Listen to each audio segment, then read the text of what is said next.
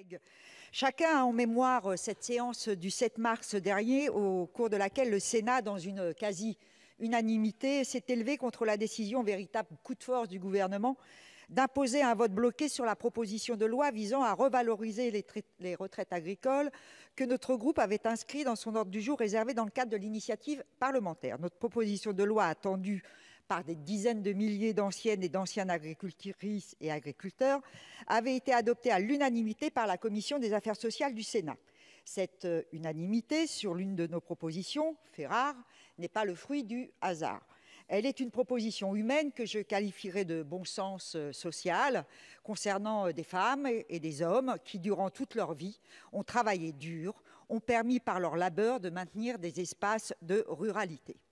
La nation leur doit donc une reconnaissance, une prise en compte de ce grand effort.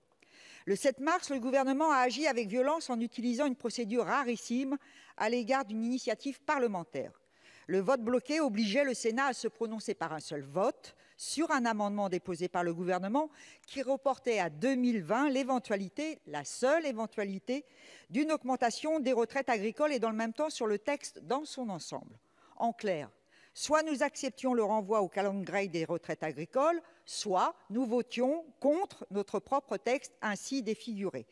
Comment ne pas faire le lien entre cet acte autoritaire et les projets de remise en cause des droits des parlementaires dans le projet constitutionnel à venir ?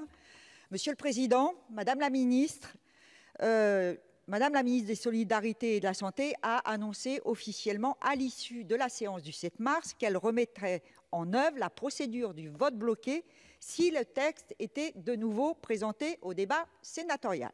Or, nous sommes à quelques heures de ce débat. Pourrions-nous donc savoir si le gouvernement entend revenir sur son coup de force sans le conditionner à tel ou tel compromis que l'on sent de toute façon piégeux ? Le Sénat, selon nous, ne peut délibérer ainsi sous la contrainte. Merci. Merci Madame la Présidente. Madame la Ministre, vous ne souhaitez pas répondre ? Non. Donc acte est donné de votre rappel au règlement.